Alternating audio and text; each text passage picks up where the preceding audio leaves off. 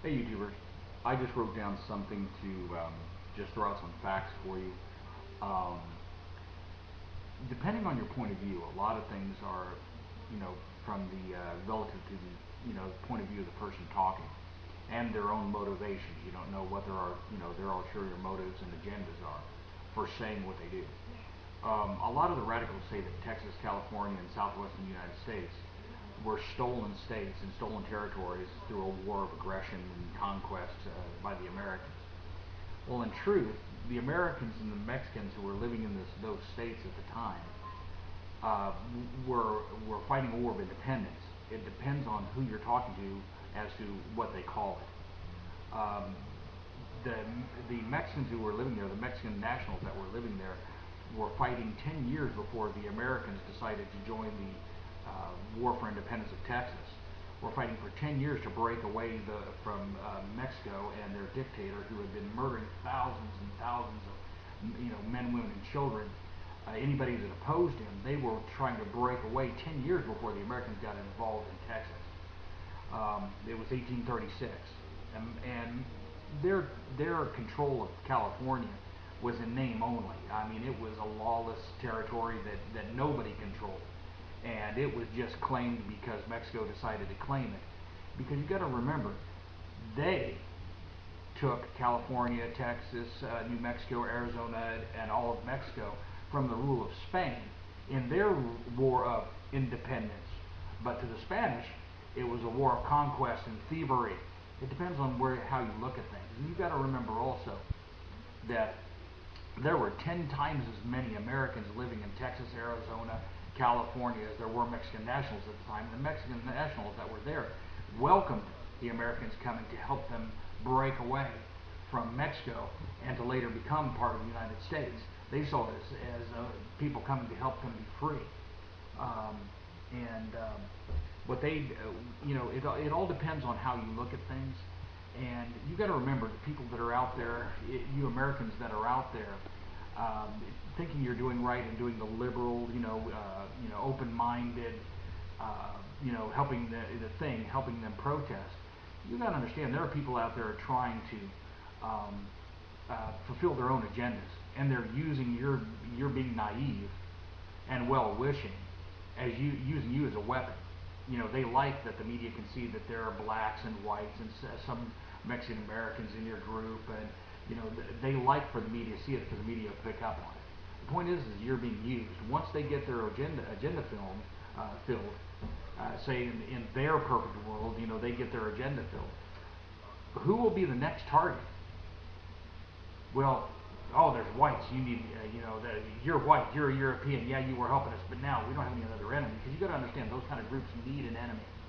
They need something to unite them. If they can't unite under a positive grounds, they need an enemy. Just like in Nazi Germany, they gave in Nazi Germany, the Nazis gave their people to unite them a reason to hate the Jews. Well, they're giving you a reason to unite under a negative banner, calling anybody that is pro-American as being a racist. It's not a racist issue anyway. It's a nationalist issue. It's an issue of American or Mexican or Guatemalan or Japanese or German. There's no such thing as a race of Mexicans or a race of Americans or a race of Germans or a race of Japanese. It is a nationalist issue, but they use racism as a weapon because they know it's a touch point that the media will pick up on and they'll get airtime. You're a racist because they don't have any argument. So they racist. It's not. It's a nationalist issue.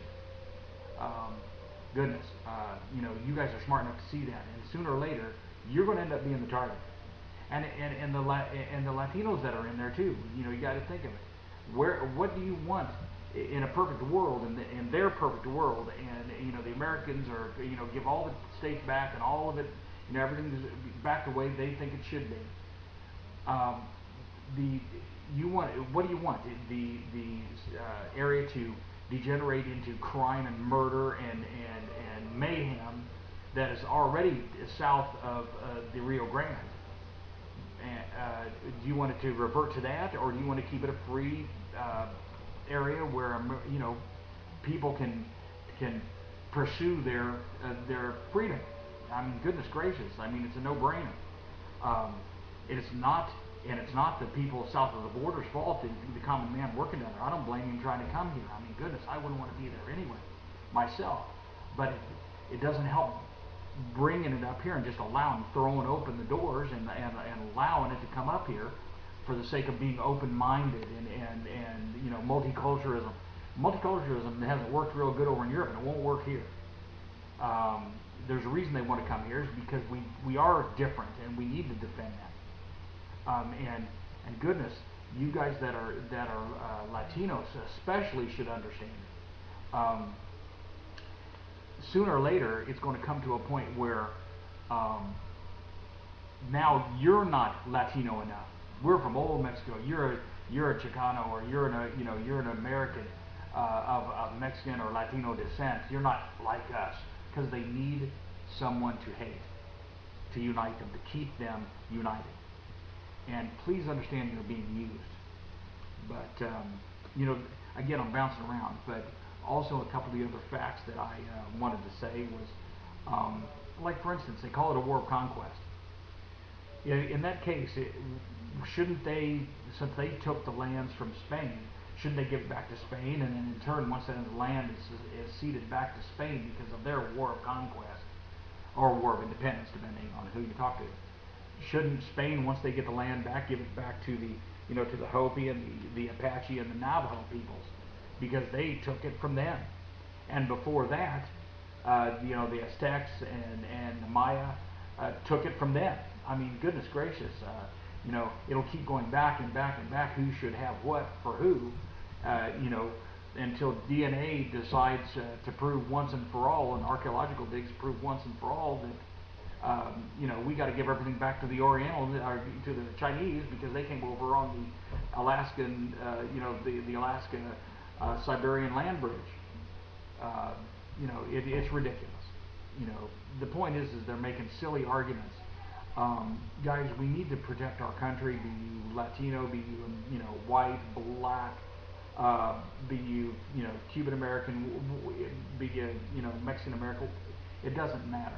The point is we have something to say, and I feel for the people south of the border that are having to put up with the oh my God, the stuff that they have to deal with every day. My goodness, the murders and beheadings and the cartels and oh my God, I don't blame them for trying to bring their families here, but there's a way to do things, and you just can't throw open the doors and expect our country to support everything coming here. I mean, we can't afford it, and it'll deteriorate what we have, the exact reason that they want to come here. Don't be naive. You're being used, and these people are the enemies of everything. They're the enemies and foes of freedom. Without fail, that's exactly what they are. They're using you to erode exactly what the good people are trying to come here for, and they're using you to do it. Open your eyes. Don't be so open-minded, supposedly open-minded, that you're blind, that you're being used, and it'll come back to bite you, I guess is my point.